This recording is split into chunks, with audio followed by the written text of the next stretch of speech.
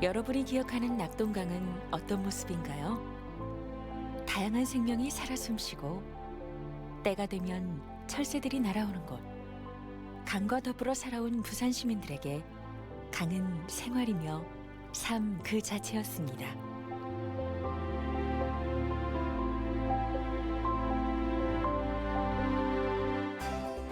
(1987년) 낙동강 하구뚝이 건설되면서 강과 바다는 단절되고 강에서 생계를 유지하던 부산 시민의 삶에도 영향을 줬습니다. 맑은 낙동강에서 서식하던 수생태계에도 많은 변화가 생겼죠. 오늘날 굳게 닫혔던 낙동강 하구뚝이 수문 개방으로 또 다른 변화를 예고합니다. 작년 33년 만의 귀환으로 낙동강에 기적을 선물했던 연어는 올해 다시 낙동강의 모습을 드러낼 수 있을까요?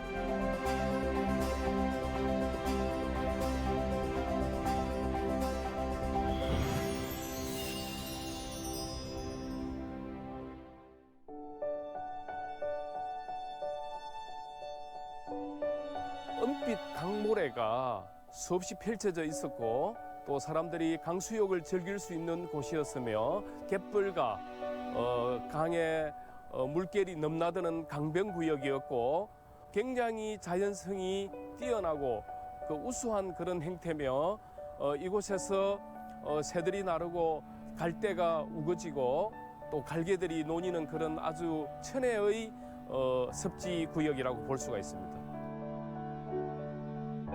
강물이 바다나 호수 또는 다른 강으로 흘러들어가는 어귀, 하구. 낙동강 하구는 106제곱킬로미터의 넓은 땅으로 수많은 철새들이 찾는 주요 철새 도래지 중 하나이자 세계적으로 지질학적 가치를 가진 명소입니다. 강이라는 것은 그 사람에게는 삶이다라고 이야기할 수가 있습니다. 그러면 이곳에서는 낙동강 하구에 한 5만 명 이상의 사람들이 여기서 생존하며 생계를 유지하는 굉장히 중요한 삶의 터전이라고 이야기할 수가 있습니다.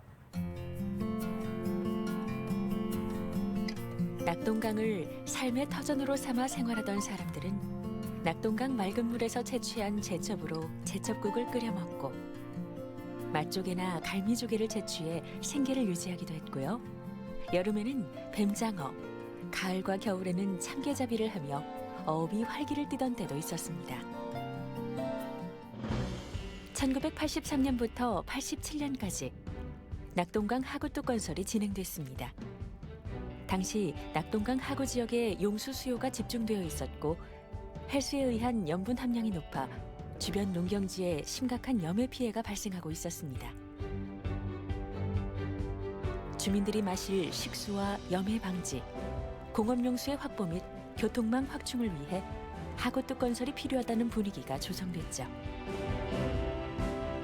낙동강 하구뚝은 부산과 경남을 이어주는 교량 역할과 바닷물 역류 피해를 막아주는 긍정적 역할을 했지만 한편으론 다른 문제가 발생했습니다.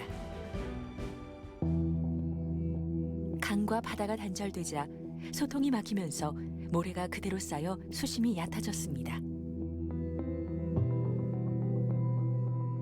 주변 일대가 개발되고 낙동강 줄기를 따라 거대한 보가 세워지면서 생명들이 살아가기 힘든 환경으로 바뀌어갔습니다.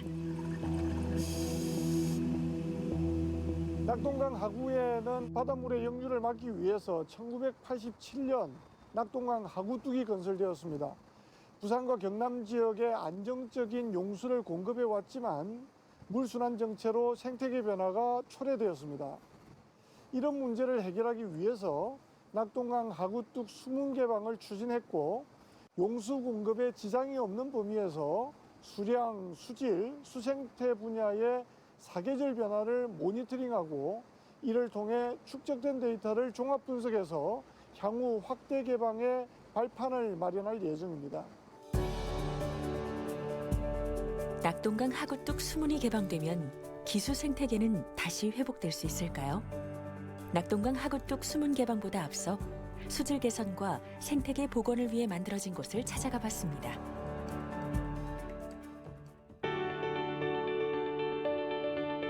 경기도 안산에 위치한 시화호 조력발전소.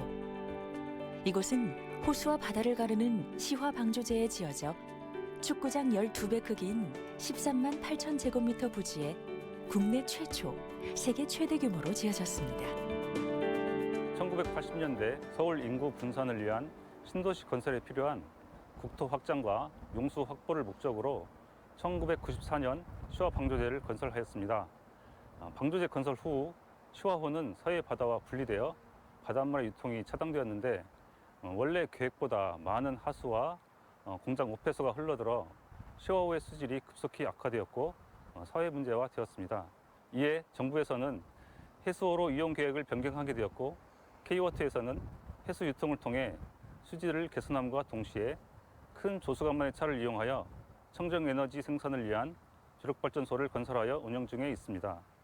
조력발전으로 연간 552기가와트아워의 청정에너지 생산과 더불어 해수 유통을 통해 시화호의 수질이 외해 수준까지 회복되었고 생태계가 살아 숨쉬는 천혜의 공간으로 탈바꿈되었습니다.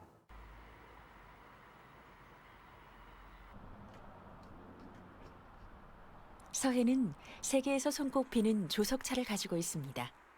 특히 시화호 조력발전소가 위치한 곳은 7.8m에 달하는 국내에서 가장 큰 조차를 가지고 있어 조력발전을 하기에 최적의 위치라는 평가를 받고 있습니다. 현재 수문을 열어 바다 쪽으로 물을 내보내고 있습니다.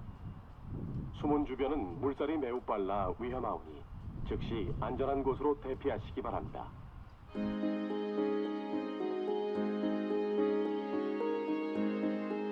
시화 조력은 바닷물의 수위가 높아지는 밀물일 때 발전하는 방식입니다. 밀물일 때 서해 바다에서 시화호 쪽으로 물이 차오르면 바닷물의 힘으로 발전기의 회전식 기계 장치가 돌아가면서 전기를 생성하는데요. 썰물 때는 시화호의 바닷물을 서해 바다로 방류하는 과정을 하루에 2번 반복합니다. 이에 따라 청정에너지를 개발해 대기 환경 오염을 줄이게 되고 해수 유통량이 증가하면서 시화호의 수질이 맑아지는 효과를 얻고 있죠. 시화호 조력발전소는 바다의 조석 현상을 이용한 발전 방식으로 하루 2회 밀물때 발전하고 썰물때 배수하는 단류식 창조 발전 방식을 채택하여 운영하고 있습니다.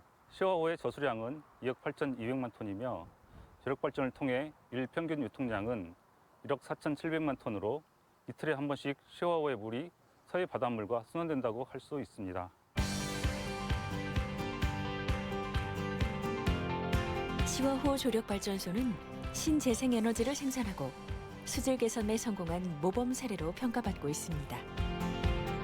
해수가 유통됨으로써 생기는 게 궁극적인 개선 대책이라고 판단을 하고 조력발전소를 하게 됐습니다. 그래서 조력발전소를 하게 된 이후에 단순히 깨끗한 물이 들어와서 희석되는 효과뿐만 아니라 그 시화호 안쪽에 인위적인 갯벌이 형성되고 그 갯벌 생태계가 되살아나면서 그 갯벌 생태계와 연관되어 있는 육상 생태계도 되살아나고 그러면서 전체적으로 방조제 건설하기 이전에 그 수질 생태계가 그대로 복원됐다는 것이 그 조력발전소로 인한 가장 큰 효과라고 저희는 판단을 하고 있습니다. 한때 죽음의 호수로 불렸던 시화호의 수질은 조력발전소가 생기면서 훼손된 환경을 되살렸습니다.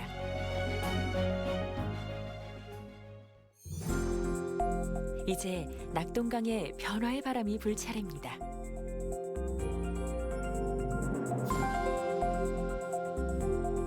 하구뚝은 강물이 바다로 흘러들어가는 강 어귀에 바닷물이 침입하는 것을 막기 위해 쌓은 댐입니다. 낙동강 하구뚝은 홍수나 해일, 해수면 상승 등의 재해에 대응하고 염해를 방지하기 위해 만들어졌습니다.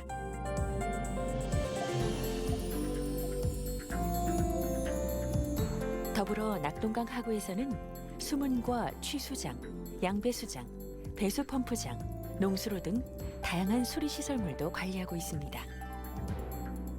낙동강 하구뚝은 건설 당시부터 하천의 수위를 유지하고 바닷물의 과도한 유입을 방지해서 상류에 있는 취양수정에 안정적인 용수 공급을 할 수 있도록 운영되어 왔습니다. 평상시에는 하천의 수위가 바다의 조위보다 높을 때 수문을 열어서 하천의 물을 밖으로 내보내고요. 홍수 때는 상류에서 내려오는 물들이 많아질수록 수문의 여는 양을 증가시켜서 안쪽의 수위를 이제 유지시킬 수 있도록 운영하고 있습니다. 낙동강 하구는 한국수자원공사와 환경부, 해양수산부와 농어촌공사, 경상남도와 부산시가 함께 통합운영센터를 설립해 관제센터에서 유관기관별 수질, 염분, 수량 등의 정보를 공유하고 있습니다. 시설별 물 정보를 공유함으로써 효율적으로 낙동강 하구의 통합 물 관리를 운영하고 있죠. 덕분에 홍수와 같은 물 관련 재해가 발생했을 때 중앙 감시 제어가 가능해 빠르고 효과적으로 대응할 수 있습니다. 과거 낙동강 하구의 물관리 시설들은 여러 기관이 개별적으로 운영해 왔습니다. 그러다 보니 최근 복합적 물 문제 해결에는 한계가 있었던 것이죠. 이런 한계를 극복하기 위해 다양한 이해관계자들의 의견 수렴을 기초로 해서 수량, 수질, 수생태계를 아우르는 통합 물관리를 추진하고자 합니다. 낙동강 하구는 하천과 바다가 기수역을 형성하는 생태, 사회, 경제적 가치를 지닌 중요한 장소입니다. 낙동강 하구 통합운영센터는 금년 3월 개소한 후 국가적인 통합물관리 패러다임 전환의 첫걸음으로서 지속적이며 안정적인 용수 공급과 기수역 생태계의 다양성을 회복하는 등 하구물 문제를 해결하는 컨트롤 타워로서의 역할을 수행하고 있습니다.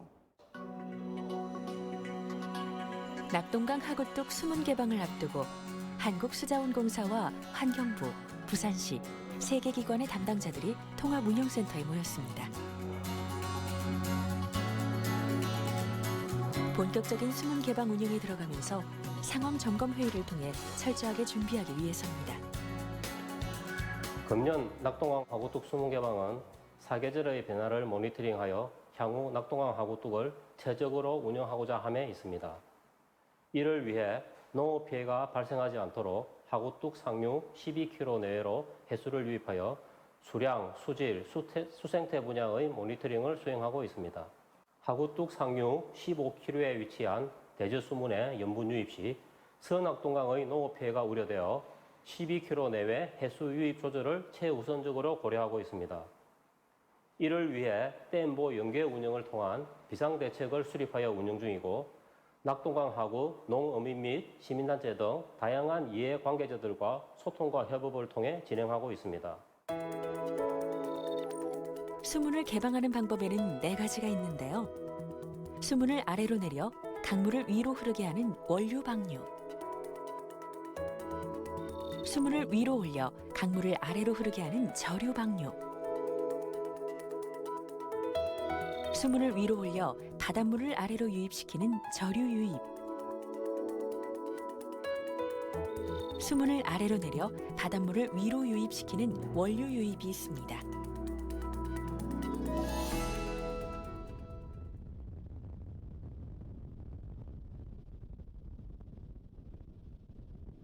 수문 개방을 진행할 때 특히 중요하게 생각하는 부분이 바로 염분 유입입니다. 낙동강 하구뚝은 부산, 울산, 경남 지역에 연간 약 7억 5천만 톤의 용수를 공급하고 있는데요. 하구뚝 상류에서는 취수장을 통해 생활용수 및 공업용수를 공급하고 서낙동강을 통해서는 농업용수를 공급합니다. 만약 염분이 추가로 유입되면 인근 주민들에게 피해가 발생할 수 있어 12km 내외로 염분을 조절하고 지속적으로 염분 측정 및 수위 모니터링을 하고 있습니다. 이날은 염분 자동 측정 설비를 교체하고 관리하는 날인데요. 염분 자동 측정 설비라고 해가지고 이제 낙동 하구뚝이 개방됐을 때 염분이랑 그리고 물속의 용존 산소를 측정하는 그런 수질 측정 장치입니다. 해수가 유입됐을 때 어디까지 저희가 염분이 침투했는지 확인을 할 수가 없는데 이게 이제 실시간으로 저희가 염분의 변화 양상을 파악할 수가 있습니다. 그래서 향유에 최대 몇 킬로까지 염분이 침투됐는지를 알 수 있기 때문에 이 장비를 가지고 염분 침투 그리고 농도를 알 수 있습니다.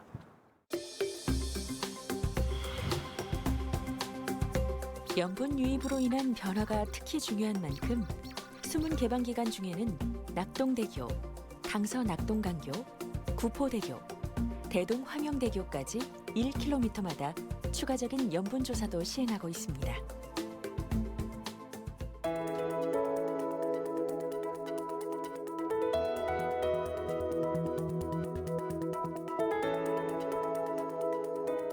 수문 개방이 결정되면 분주한 여정이 시작됩니다.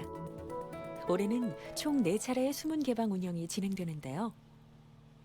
4월과 5월에 진행된 1차 수문 개방과 6, 7월에 진행된 2차 수문 개방을 통해 바다 물고기가 상류로 이동하는 것을 확인했습니다. 덕분에 숭어와 뱀장어, 점농어 등 다양한 어종이 포착되기도 했죠. 이번엔 3차 수문 개방을 앞두고 모니터링을 진행합니다. 1, 2차 개방을 통해 하천과 바다의 소통이 확인되었기 때문에 생태계 복원에 긍정적인 변화를 기대해 봅니다. 지금은 강의 수질과 강바닥에 쌓인 퇴적물, 물속에서 물결을 따라 떠다니는 플랑크톤을 조사 중입니다.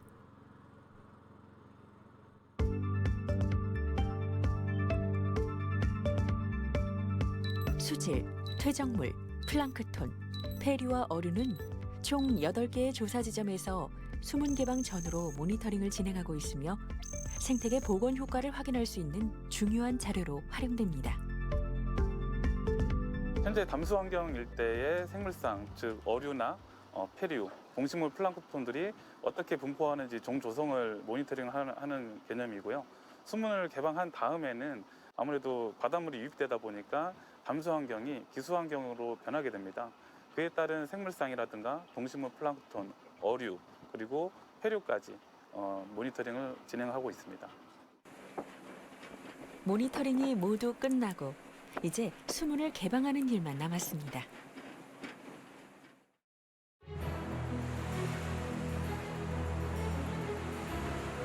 (3차) 수문 개방은 저녁 시간에 8차례씩 2번의 대조기에 이루어지는데요. 굳게 닫혀있던 수문이 열리자 기다렸다는 듯 강물과 바닷물이 소통하기 시작합니다. 34년간 단절된 물이 연결되는 감동적인 순간입니다. 수문을 열자 바다에 있던 어류들이 강으로 이동하기 시작합니다. 많은 수의 어류가 확인되는데요. 과거의 낙동강 하구는 강물과 바닷물이 섞이던 기수역이었습니다. 하지만 낙동강 하구뚝이 생기면서 강물과 바닷물은 단절되었고 낙동강은 염분이 없는 담수 환경이 되었는데요. 수문 개방을 통해 강물과 바닷물이 만나는 기수 환경이 조성되면서 기수 생태계 회복에도 청신호가 켜졌습니다. 이번엔 수문 개방 후 진행되는 모니터링인데요. 수문 개방 후에 달라지는 수 생태계를 파악해야 합니다. 수문 개방 전후로 가장 눈에 띄게 달라진 부분은 어류입니다. 수문 개방 전에는 강에서 서식하는 어류들이 주로 발견됐다면 개방 후에는 바다에서 유입된 어류들이 다수 발견되고 있습니다. 아직 회유성 어종들이 많이 들어올 시기가 아니라는 점을 감안하면 유의미한 성과라고 볼 수 있습니다. 낙동강 생태계 회복에 대한 우려도 있었지만 다양한 생물들은 잊지 않고 낙동강을 다시 찾아주었습니다. 4차까지 수문이 개방이 되면 일단 뭐 전어나 숭어, 그리고 농어같이 이렇게 하천과 바다를 왔다 갔다 하는 어종들이 증가할 수 있는 확률이 있고요. 그리고 지금 시기가 연어가 소상할 시기예요. 그래서 수문 개방으로 인해서 작년에도 연어가 수문 개방하면서 많이 올라왔거든요. 올해도 이제 4차 수문 개방을 하면 연어가 올라올 것으로 예상됩니다. 연어는 바다에서 살다가 자신이 태어난 하천으로 돌아와 산란하는 모천 회기성 어류로 어린 새끼일 때 바다로 내려가 멀리 북태평양을 회유한 후 성숙한 어미가 되어 산란을 위해 돌아옵니다. 한국수자원공사는 다시 낙동강에 연어가 돌아오기를 기대하며 어린 연어 방류 행사를 진행했습니다. 더불어 어린 동남 참개 5만 마리의 방류도 진행되었는데요. 가을의 번식을 위해 바다로 이동했다가 하구 근처에서 알을 품고 부화한 새끼들이 하천으로 올라와 성장하게 될 겁니다.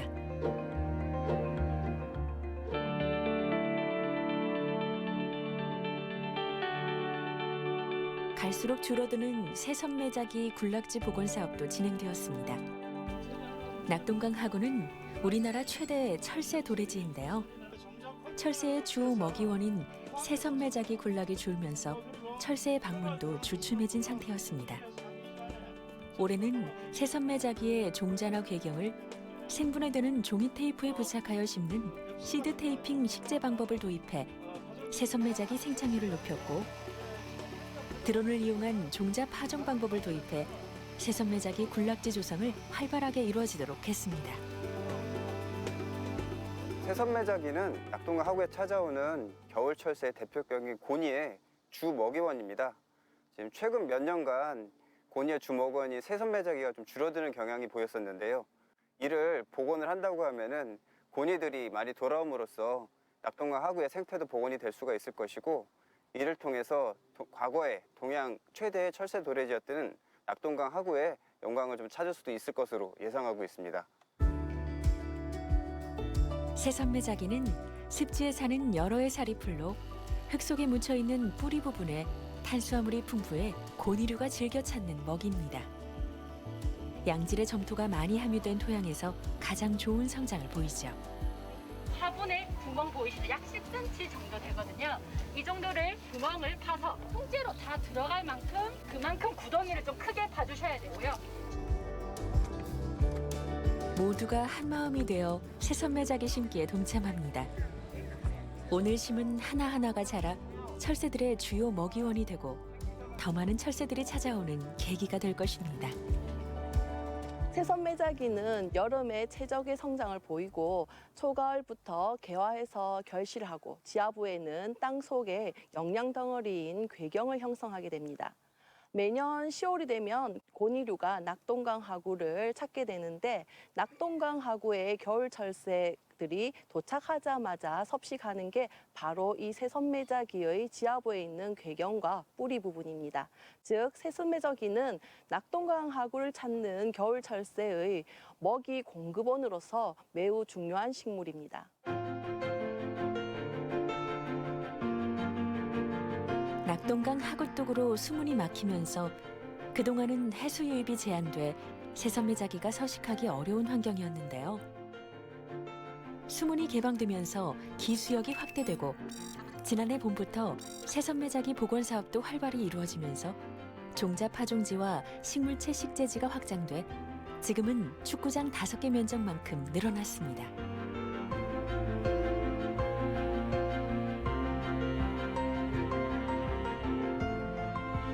수문 개방 이후 일정량의 해수가 유입되면서 새섬매자기가 서식하기 좋은 염분 농도가 갖춰져 안정적으로 자랐기 때문입니다. 고니류의 먹이 양이 많아지면서 낙동강 하구에 잔류하는 시간도 길어졌습니다. 수문 개방을 통해 날아든 아름다운 변화입니다. 낙동강 하구뚝 수문 개방에 의한 방류는 새섬매자기를 비롯해서 다른 야생 생물의 서식과 분포에 중요한 요인으로 작용을 합니다. 우리나라 기후 특성상 겨울에는 강수량이 적어서 가뭄이 오래 지속되면서 낙동강 하구뚝에 방류가 없다면 낙동강 하구뚝 아래로는 염분 농도가 급격히 올라가 거의 해양에 가까운 생태계가 지속될 겁니다. 이러한 영향은 새섬매자기가 염분 농도의 내성을 가지고 있지만 담수성 수생식물처럼 해양의 염분 농도로 급격히 올라가게 되면 염분 쇼크로 인해서 정상적으로 성장을 할 수가 없습니다. 그래서 수문 개방에 의한 방류량 조절은 새섬매자기가 안정적으로 정착하는 데 굉장히 중요한 요소라고 볼 수 있습니다.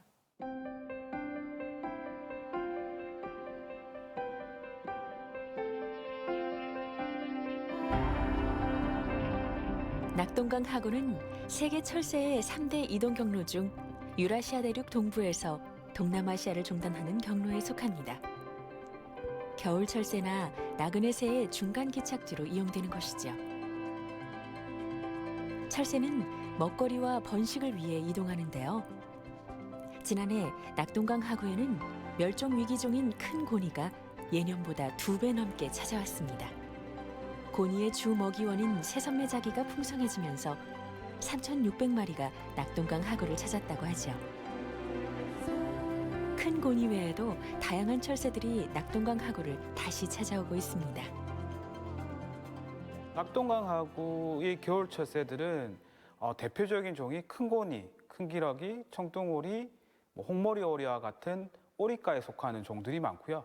대부분들이 시베리아나 툰드라 지역에서 번식하고 추운 겨울을 이겨내기 위해서 우리나라까지 찾아오는 새들입니다. 지금까지 1966년도 낙동강 하구가 천연기념물이 지정될 때에 비하면 개체수는 많이 감소했지만 많은 개발 사업 이후 개체들은 조금씩 증가하는 추세로 되어 있습니다.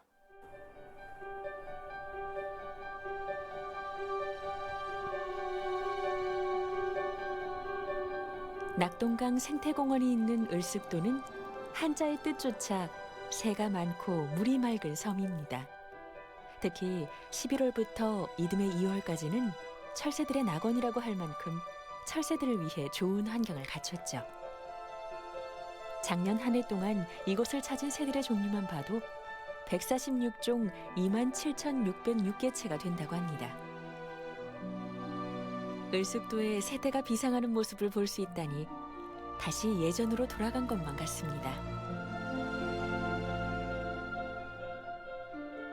하구뚝이라는 시설물 때문에 담수지역과 기수지역, 특히 해수지역 자체가 단절되는 상황이었기 때문에 이 기수역을 확대되게 되면 새들이 서식할 수 있는 공간도 확대되는 거고 먹이원도 확대됨으로 인해서 새들의 개체가 증가할 수 있고 또 특이한 경우에는 특정 기수역을 선호하는 종들이 더 많이 찾아올 수도 있을 것 같습니다.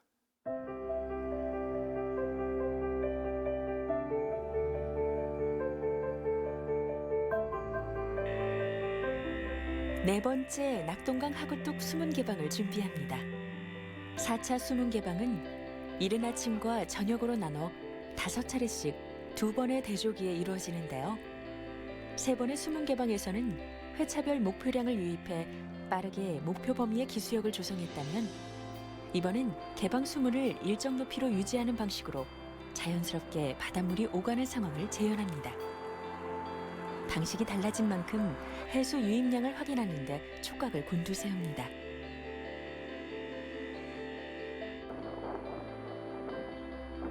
수문이 개방됩니다. 바다와 하천이 만나 자연스럽게 기수역을 형성하는 사이 강 위로는 오가는 차들이 서로 교차하며 도로 위에 기수역을 만들어갑니다.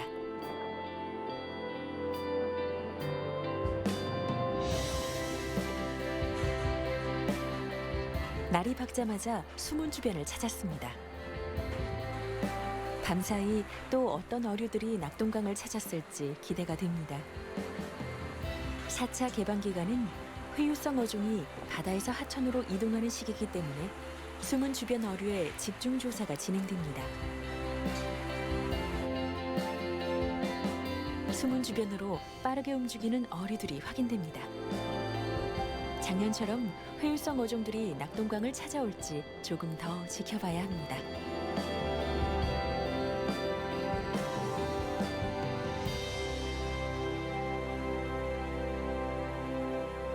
여러 차례 시범 개방을 통해 하천과 바다의 연속적인 소통 회복으로 연어, 뱀장어, 숭어 등 바다 물고기가 상류로 이동하는 등 생태계 복원의 긍정적 변화를 확인할 수 있었습니다.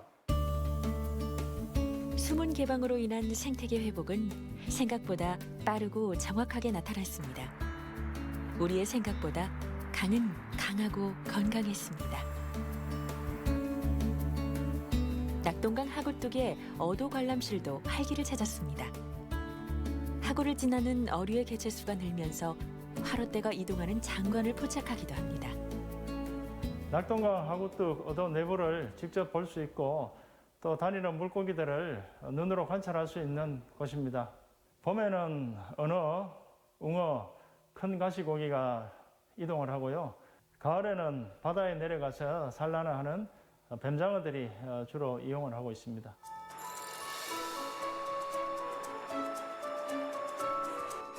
어도는 물고기의 이동이 더욱 쉽도록 하기 위한 물고기 길입니다. 하천에 있는 장애물이 물고기의 이동을 방해할 수도 있기 때문에 생태계 유지를 위해 통로를 만들어 주었죠. 여기 이제 물고기들이 모여 있는 거는 밑에 잠공이라고 있습니다. 저쪽 공간을 통해 가지고도 물고기들이 이동하시는 것을 보실 수가 있겠습니다. 어도는 기울기가 중요합니다. 이동하는 힘이 센 물고기들이 있는 반면 경사가 높을 경우 힘이 약해 이동에 어려움을 겪는 물고기도 있기 때문입니다. 어도에는 자연형 어도와 또 이런 구조물로 만든 계단식 어도로 크게 구분할 수 있습니다. 계단식 어도는 기울기가 약 20대 1 정도로 만드는 것이 표준인데 저희는 그보다 완만한 경사 40대 1로 만들었습니다. 그래서 물고기들이 특히 그 힘이 약한 치어들이 쉽게 이동할 수 있도록 만든 것이 특징이라고 할 수 있겠습니다.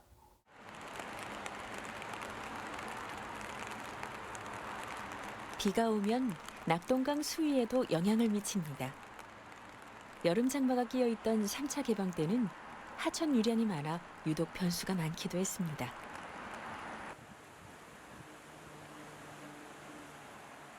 수문 앞으로 새들이 무언가를 기다리고 있습니다.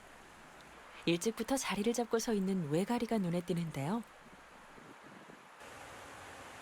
가늘고 긴 목을 쭉 뻗어 부리로 날렵하게 물고기를 낚아챕니다. 먹을 게 많아졌다고 소문이라도 난 건지 하나둘씩 모여든 새들로 수문 앞은 장사진을 이룹니다. 뒤늦게 소문을 듣고 찾아온 중대백로도 바로 옆자리에서 날카로운 눈매로 물속을 주시합니다.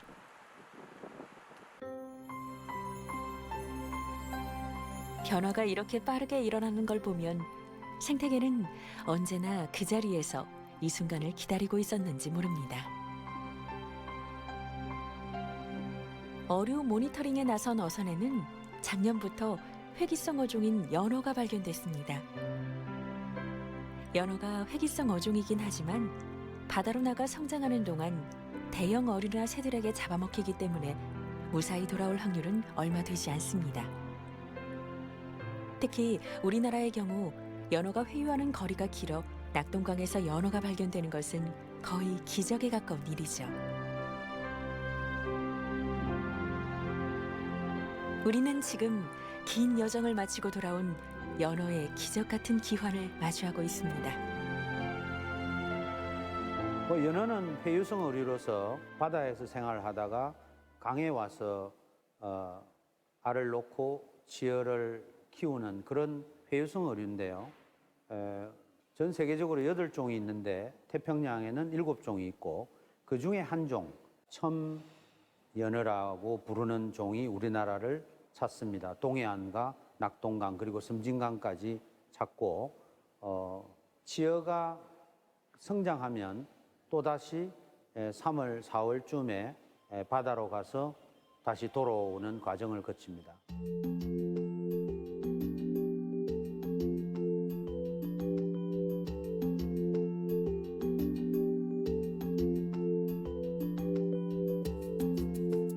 작년 밀양 예림교에도 40여 마리의 연어가 나타났습니다. 낙동강 하구뚝이 생긴 후 33년간 보이지 않던 연어가 모습을 드러낸 것입니다.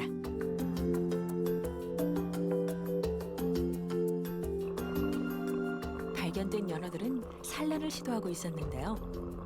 물 깊이 50cm 미만의 적당히 물이 흐르는 곳, 깨끗한 자갈이 있고 물이 얼지 않을 정도의 적당한 수온이 유지되는 곳. 연어들은 밀양 예림교를 최적의 산란장으로 선택했습니다. 적당한 산란처를 찾으면 암컷이 하천 바닥에 꼬리 지느러미를 세차게 흔들어 파헤치기 시작합니다.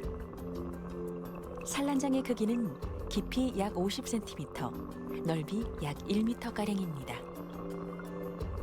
암컷이 알을 낳을 산란장을 만드는 동안 수컷은 암컷 주변을 맴돌며 정열적인 구애 행동을 보입니다. 이대로 자연 수정의 성공에 잘 자란다면 조만간 연어 치어가 태어나는 모습도 볼 수 있을 겁니다.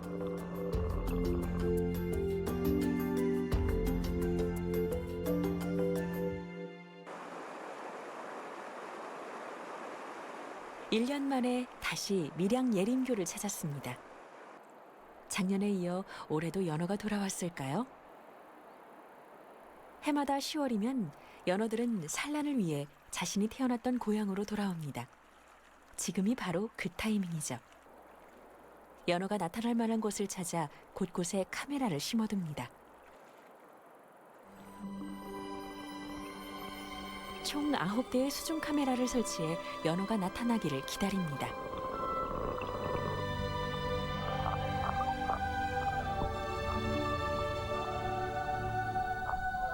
다양한 물고기들이 물속을 오가는데요. 유유히 헤엄쳐 다니는 물고기를 보는 것만으로도 우리에게 큰 위로를 건네는 것 같습니다. 마침내 기다리던 연어가 나타났습니다. 붉고 검은 무늬가 선명한 청연어입니다.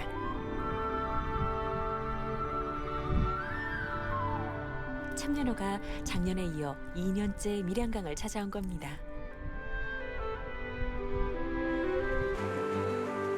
연어가 같은 장소에서 계속 발견된다는 건 연어가 매년 돌아올 수 있는 환경이 갖춰졌다고 볼 수 있습니다.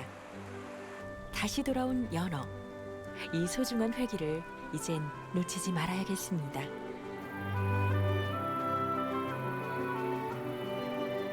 하구뚝 개방 시범 기간 동안 개방에 의한 수생태계 영향도 함께 조사하고 있는데요. 10월은 연어가 본격적으로 회귀하는 시기이고 연어는 저희 하구뚝 건설 전 과거 낙동강의 주요 해유성 어류로 상징성이 있기 때문에 추가 조사 계획을 마련하게 되었습니다. 올해 3월에 5만 미의 어린 연어를 방류했습니다. 그리고 내년에도 저희가 어린 연어 방류 계획을 갖고 있는데요.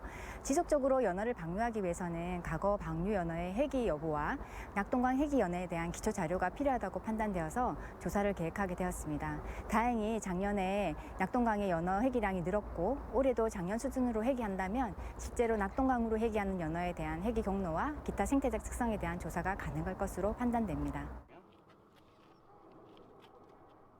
작년에 이어 올해도 연어가 찾아왔다는 반가운 소식이 들리면서 연어의 이동 경로와 산란 장소를 찾아 제대로 관리할 계획을 세웠습니다. 이제 물고기나 이동하는 생물에 이렇게 부착을 한 다음에 이제 풀어주면 이제 저희가 중간중간에 설치해 놓은 SUR이라는 수신기가 있어요. 그럼 그 수신기 근처를 지나가면 이제 초음파를 쏴서 이 트랜스미터랑 그 수신기랑 서로 주고받으면서 정확한 시간과 초까지도 이렇게 기록을 남기는 장치입니다. 동해안에서 잡힌 연어가 도착했습니다. 이번 실험은 동해안 연어를 낙동강에 방류해 이동 경로를 살피고 낙동강이 연어가 살기에 적합한 장소인지 확인하기 위한 것인데요. 낙동강에 방류할 연어에는 특별한 칩이 사용된다고 합니다. 연어의 등 지느러미 부위에 무게 5g의 초소형 초음파 발신기를 실로 매답니다. 이 초음파를 통해 연어가 언제 어느 지역을 통과하고 어디에 머무는지 파악할 수 있습니다. 또 하나의 칩에는 실험 중인 연어란 표식을 해둡니다. 어업을 하는 어민이나 낚시꾼들에게 잡혔을 때를 대비한 것이죠. 연어의 변화를 확인하기 위해 무게와 크기 등의 정보도 확보합니다. 몇 cm입니까? 65, 2kg, 2.0.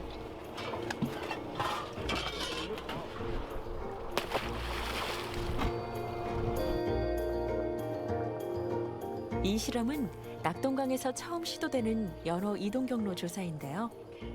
연어의 생태학적 특성을 이해하고 연어의 보존을 위한 대책을 마련하는 기본 자료로 사용될 겁니다.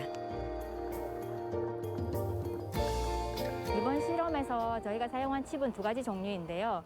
한 가지는 원형판의 표지이고요. 하나는 초음파를 발신하는 발신기 칩입니다.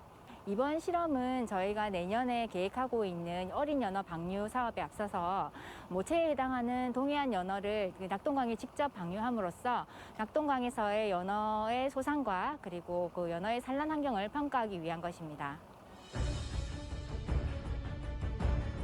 연어의 위치 정보를 얻기 위한 초음파 수신기는 낙동강 하구뚝부터 창녕 하만보 구간까지 연어가 회귀할 것으로 예측되는 총 5군데 지점에 설치했습니다. 75km 구간 안에 설치된 수중 수신기를 통해 연어의 이동 경로를 정확하게 확인하게 될 겁니다. 우리는 강과 바다가 단절되면서 생태계 소통이 얼마나 중요한지 새삼 깨달았습니다. 과거엔 어쩌면 당연하게 여겼던 연어의 회귀도 지금은 고마운 귀환으로 여기게 됐죠. 이번 연어 이동 경로 조사가 앞으로 어떤 결과를 가져올 수 있을지, 동해안의 연어들은 낙동강에서 잘 살아남을 수 있을지 앞으로가 더욱 기대됩니다. 강의 연결성이 확보되어야만 연어가 올라와서 산란을 할 곳을 찾게 되는데, 산란을 하는 곳은 대체로 얕은 여울이 있고 자갈과 모래 이런 것들이 잘 섞여 있는 깨끗한 하천이어야 합니다. 필리핀이나 동남아로 가게 되면 수온이 따뜻해서 회귀할 수 없기 때문에 우리나라의 낙동강이나 섬진강이 그 회귀하는 남방 한계선에 위치하고 있다, 이렇게 보실 수 있습니다.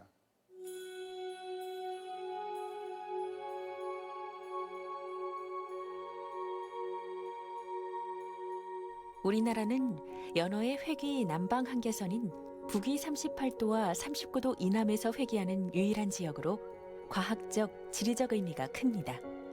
더불어 연어가 성장하고 돌아오려면 돌아와서 알을 낳는 곳과 먹이를 먹는 곳, 그리고 치어가 성장하는 곳이 건강해야 하는데요. 그동안 낙동강 하구는 막혀 있었기 때문에 산란을 위해 돌아올 수 없었습니다. 하지만 수문이 개방되고 강물과 바닷물이 소통하면서 연어는 물론 연어알도 발견할 수 있게 됐죠. 연어는 최대 3,000개의 알을 낳지만 자연 산란할 경우 생존율은 20% 내외에 불과합니다. 20%의 가능성을 확인하기 위해 자연 산란에 성공한 연어알을 찾아보는데요. 자갈 사이에서 불그스름한 알이 확인됩니다. 빨간 연어알 사이에 검은 점, 연어가 수정한 알에 눈이 생긴 파란 난이 확인됐습니다. 연어의 반가운 귀환에 이어 기적 같은 자연 산란까지 생태계 회복의 가능성은 현실이 되어가고 있습니다.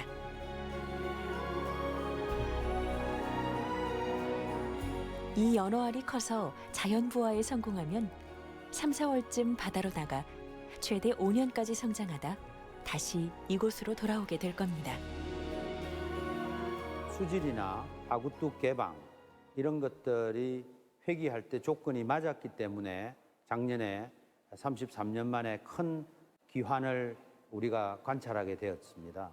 사실 1960년대까지도 밀양에서 연어가 오면 인공 수정을 통해서 계속 그 내수면업을 촉진하기 위해서 방류를 했었습니다.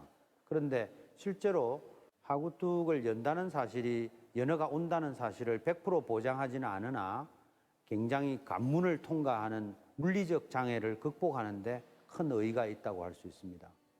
전 세계적으로 연어, 장어는 하구뚝을 개방해야 되는 굉장히 중요한 지표종이고 또 하구를 통과해서 서식하기 때문에 많은 전 세계의 강하구에 그 연구를 하거나 관리를 하는 분들은 이 두 종을 근 지표종으로 삼고 있습니다. 1차 개방을 통해서는 숭어가 확인되었고 2차 개방에서는 점농어와 농어 그리고 뱀장어가 발견됐습니다.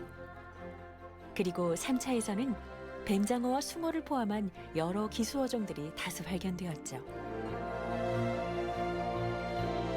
바쁜 일상과 빽빽한 건물 사이에서 우리는 자연의 소중함을 한동안 잊고 지냈는지도 모릅니다. 하지만 돌아온 자연을 마주해 보니 어떠신가요? 지금 낙동강이 더 아름다워 보이는 이유는 돌아온 자연과 해양 생물들 덕분이 아닐까요? 단절을 넘어 공존의 새 시대를 열게 된 낙동강. 그것은 생태계 회복을 위한 중요한 첫걸음입니다.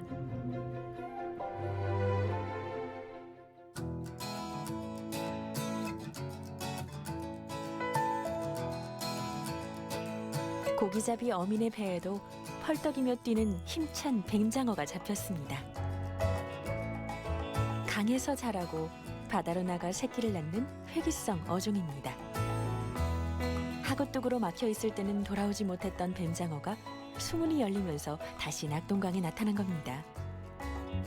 그렇게 잡아올린 성인 팔뚝만한 뱀장어는 한두 마리가 아니었습니다.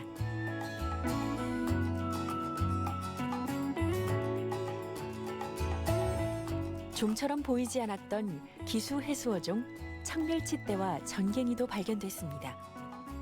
수문 개방을 통한 생태 소통 효과를 다시 한번 입증한 셈입니다.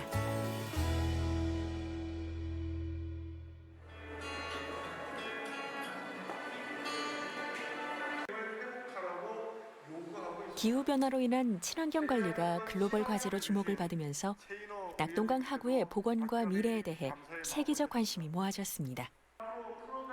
무엇보다 40년 가까이 닫혀있던 수문을 개방했다는 것은 큰 이슈였는데요.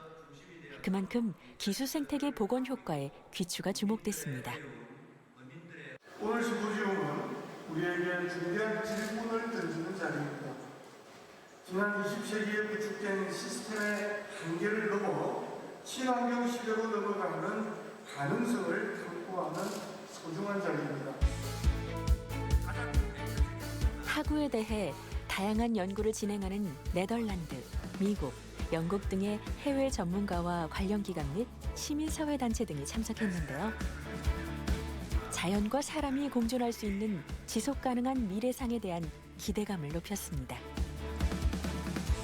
올해 국제하구 심포지움에서는 기존의 물관리 패러다임을 넘어서 하구만의 특성을 고려한 하구의 이용, 복원, 관리 방안과 새로운 미래 가치를 국내외 석학 및 학계 기관들과 논의하고 있습니다.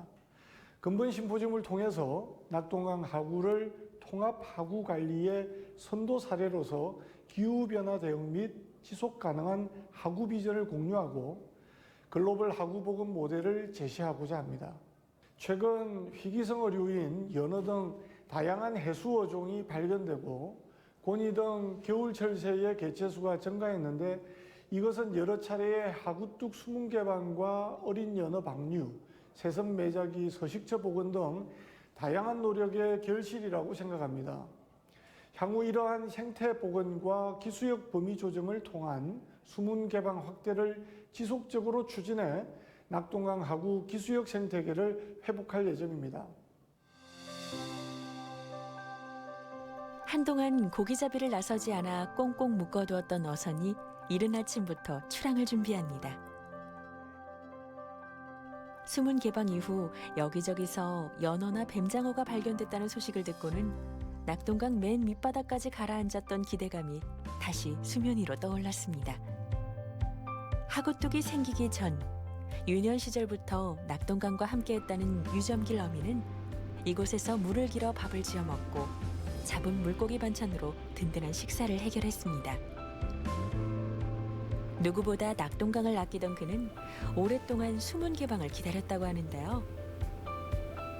수문을 작년에는 1시간을 했는데도 크게 변화가 있었고 올해는 4개월을 무려 드는데 많이 좋아지고 있습니다. 물도 좋아지고 없던 고기도 올라오고 밑에서 올라오는 게 직접 밑에서 수중 카메라를 해놓고 있는데 수장못에서 올라오는 거의 다 보입니다.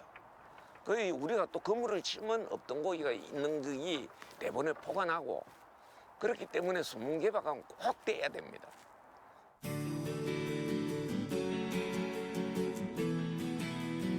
그동안은 먹지 못할 물고기들만 올라와 어민들을 기운 빠지게 했습니다. 하루 종일 어망을 끌어올려도 맛이 없어 먹지 않는 강준치가 전부였죠. 하지만 지금은 달라졌습니다. 어망에도 꽤 많은 물고기가 잡혔는데요. 오랫동안 보이지 않았던 숭어도 만날 수 있었습니다. 이게 숭어, 바다 숭어 새끼인데 여기 민물에는 사는 어종이 아니에요. 이게 바다 사는 어종인데 이 바다에서 수문을 열어서 올라온 거예요. 물속에는 물고기들이 활개를 치고 물 위로는 어민들이 파닥이는 물고기를 잡아 올리는 모습. 어민들이 꿈꾸는 행복한 일상은 멀리 있지 않았습니다.